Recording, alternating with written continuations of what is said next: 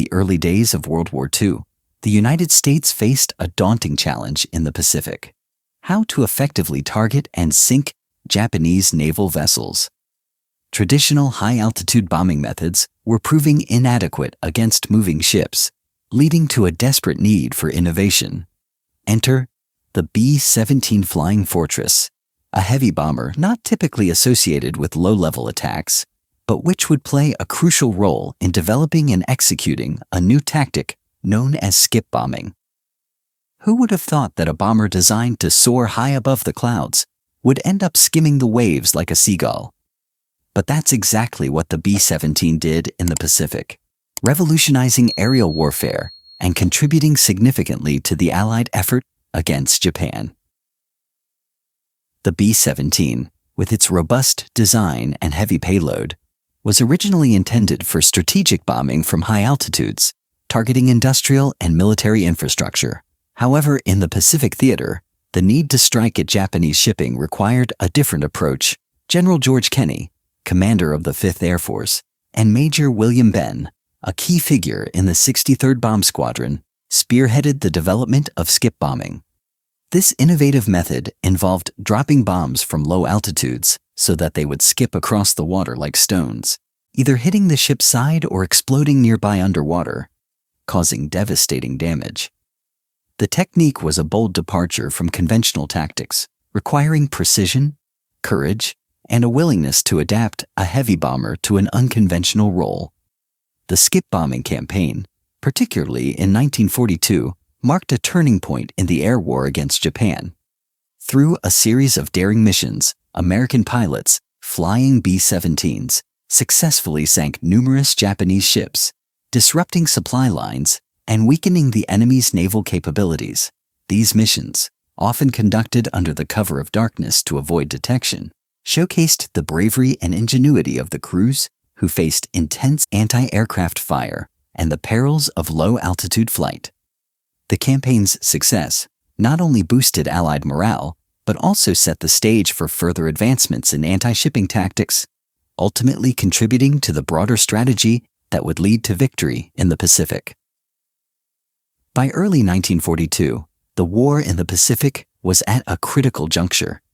The Japanese Empire had expanded rapidly, capturing key territories such as the Philippines, Malaya, and the Dutch East Indies. One of their most significant strongholds was Rabaul, located on the northeastern tip of New Britain in the Australian territory of New Guinea. Rabaul's Simpson Harbor, often called the Pearl Harbor of the South Pacific, was a bustling hub for Japanese naval operations, with deep waters capable of accommodating large warships and transports. The harbor was protected by hundreds of anti-aircraft guns and supported by nearby airfields at Lakunai and Vunakanau, making it a formidable target for Allied forces. The United States Army Air Forces, particularly the 5th Air Force, were tasked with disrupting Japanese supply lines to slow their advance.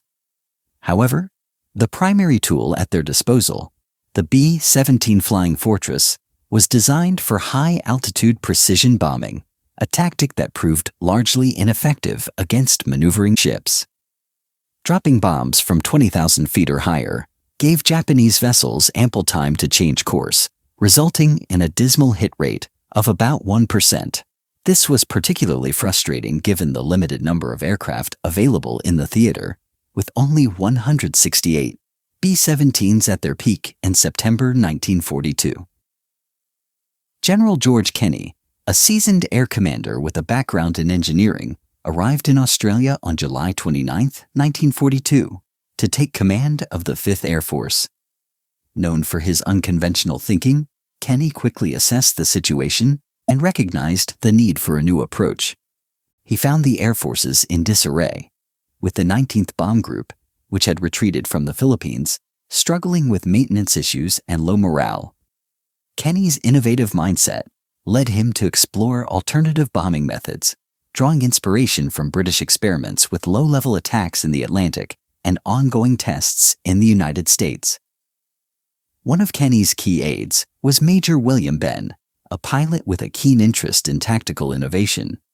In July 1942, while en route to Australia, Kenney and Benn discussed the concept of skip bombing, a technique where bombs are dropped from low altitude to skip across the water and strike the side of a ship, similar to skipping a stone across a pond. The idea was to use the bomb's momentum to bounce it into the target, either penetrating the hull before exploding or detonating underwater to create a shock wave that could rupture the ship's structure. This method promised to increase hit rates dramatically, but it required significant adaptation, as the B-17 was not designed for such low-level operations. To develop this tactic, Kenney assigned a Benn to command the 63rd Bomb Squadron of the 43rd Bomb Group, which had recently arrived in Australia. The squadron began training near Port Moresby, New Guinea, using a wrecked freighter, the SS Pruth, stranded on a reef just outside the harbor. The crews practiced flying at low altitudes, typically between 200 and 250 feet, and releasing bombs at precise distances to achieve the skipping effect. These early experiments were fraught with challenges. The initial altitude of 50 feet was too low, causing bombs to bounce back toward the aircraft, posing a risk to the crews. Additionally, the Australian-made 10 and 12-second delay fuses were unreliable, with detonation times varying from milliseconds to 30 seconds, making it difficult to predict when the bombs would explode. Lieutenant James Murphy, a pilot in the 63rd Bomb Squadron, later recalled the frustration of these early trials. "We started dropping the bomb from 50 feet altitude. We quickly found many things that had to be changed. The altitude was too low. The bomb would almost bounce back at us. The timing accuracy of the supposed 10 and 12-second delay was totally unreliable." Unable to source suitable fuses in Australia, Benn requisitioned 4 to 5-second delay fuses from the United States, which proved more consistent. Through persistent practice, the squadron refined the technique, adjusting the altitude to around 200 feet and the approach speed to 200 to 250 miles per hour. By September 1942, they were achieving hit rates of up to 60% in practice runs, a remarkable improvement over high-altitude bombing. The development of skip bombing was not without its skeptics. Some within the Army Air Forces questioned the wisdom of using heavy bombers, like the B-17 for low-level attacks, given their vulnerability to anti-aircraft fire and the lack of forward-firing guns to suppress enemy defenses. Flying a B-17 at 200 feet was like driving a bus through a narrow alley, tricky, but possible with the right skills. Nevertheless, Kenney and Benn pressed forward, driven by the urgent need to counter Japanese naval power. Their efforts culminated in the first operational skip bombing mission on the night of October 22nd to 23rd, 1942, against Japanese ships in Simpson Harbor, Rabaul. This mission would prove the effectiveness of the new tactic and set the stage for a series of successful attacks that would disrupt Japanese operations in the region. Skip bombing was a precision technique that demanded exceptional skill and nerve from the pilots and crews of the B-17. The method involved flying at low altitudes, typically 200 to 250 feet above the water, at speeds of 200 to 250 miles per hour. The aircraft would approach parallel to the target ship, allowing the bombardier to aim along the vessel's length. The bombs, usually 500 or 1,000-pound general-purpose bombs, were equipped with 4 to 5-second delay fuses. These fuses were critical, enabling the bomb to skip across the water's surface and either strike the ship's hull, penetrating before exploding, or sink and detonate underwater, creating a powerful shock wave that could rupture the ship's structure. The bombardier's role was crucial in skip bombing. They had to release the bombs at precisely the right moment, typically 300 to 500 yards from the target, to ensure the correct skipping trajectory. Releasing too early could cause the bomb to fall short, while releasing too late might result in it overshooting or failing to skip properly. The pilot, meanwhile, had to maintain a steady altitude and speed, often under intense anti-aircraft fire to give the bombardier a stable platform for aiming. The B-17's design posed additional challenges. Unlike medium bombers such as the B-25 Mitchell, which had forward-firing machine guns to strafe targets and suppress defenses, the B-17 relied solely on its defensive armament, including dorsal and ventral turrets, waist guns, and a tail gun. This lack of offensive firepower meant that crews had to rely on speed, surprise, and the cover of darkness to avoid being shot down.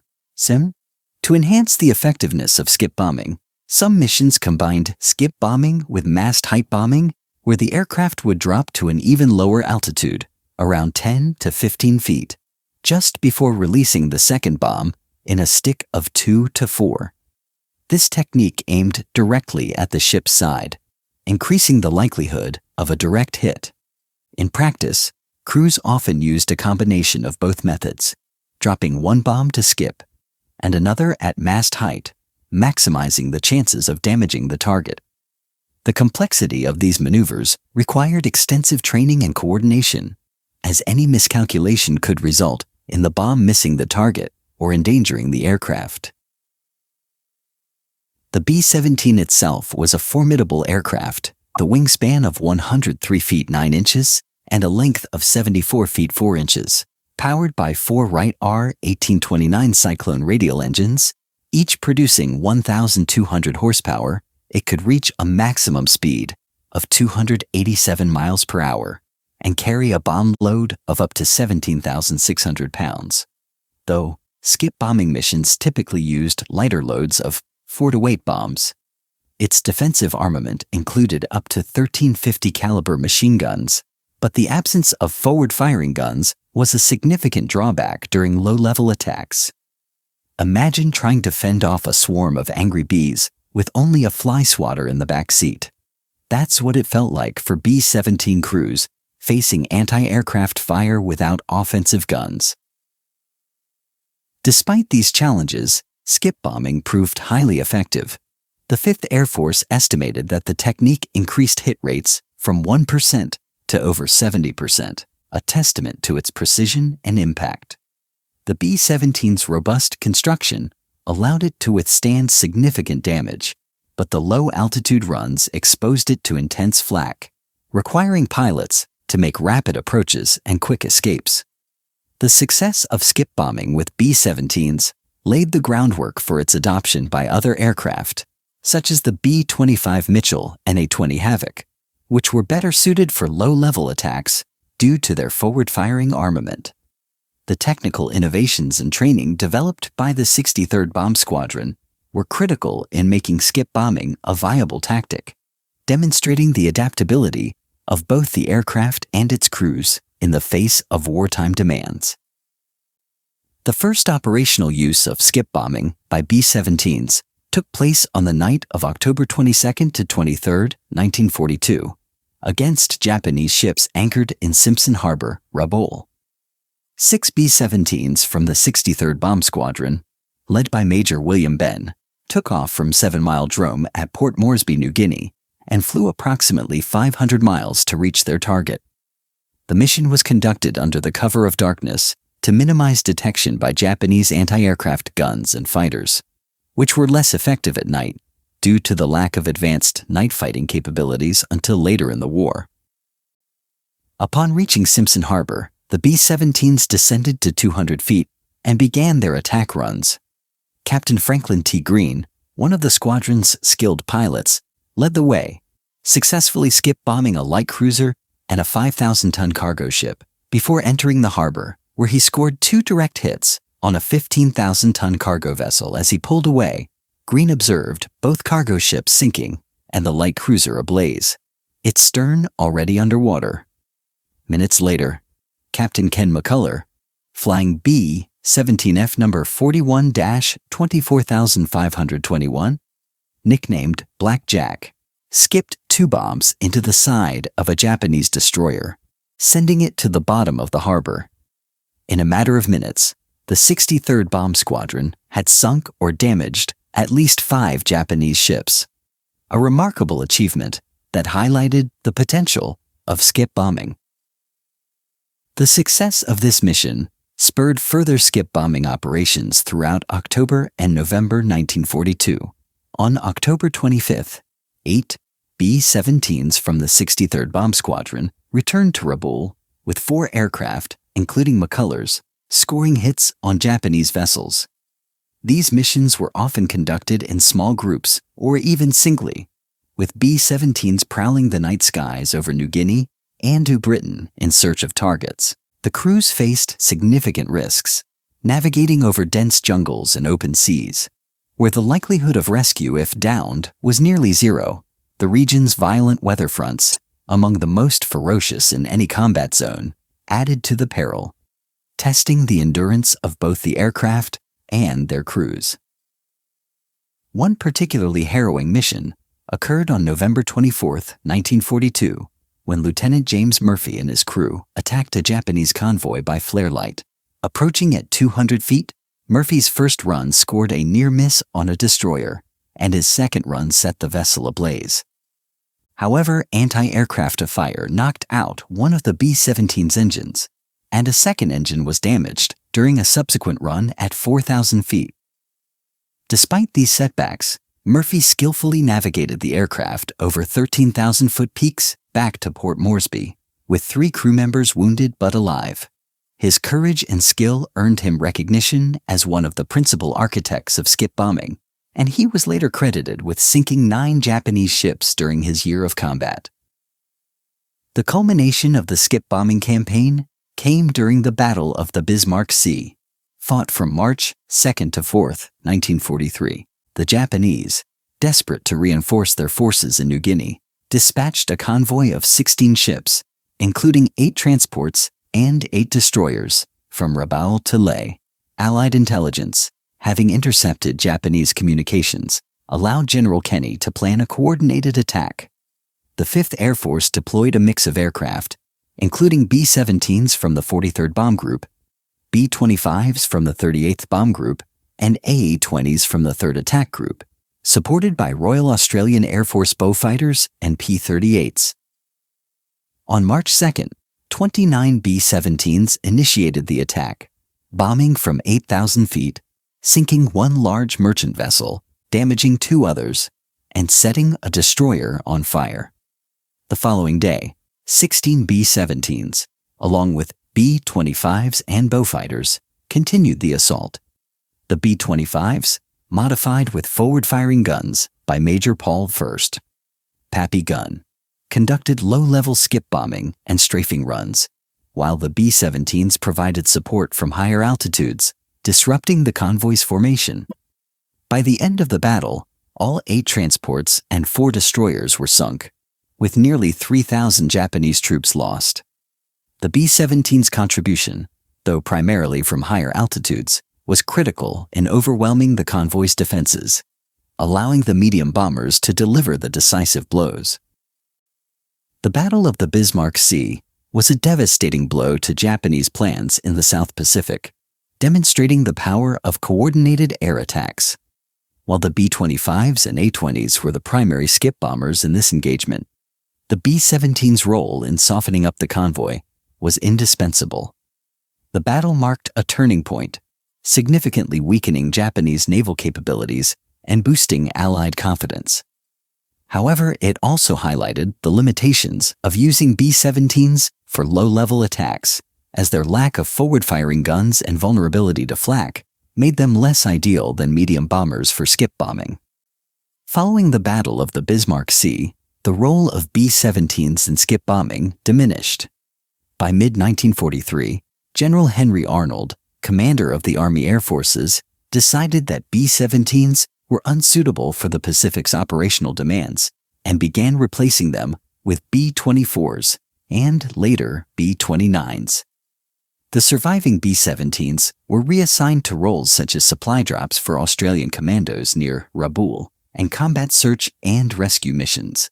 Nevertheless, the early skip bombing missions of 1942 laid the foundation for the tactic's widespread adoption, influencing the development of anti-shipping strategies throughout the war. The skip bombing campaign of 1942 and 1943 stands as a testament to the ingenuity and adaptability of the Allied air forces in the Pacific. Faced with the challenge of countering a powerful naval enemy with limited resources, American pilots and commanders transformed the B-17 Flying Fortress into an effective weapon against Japanese shipping.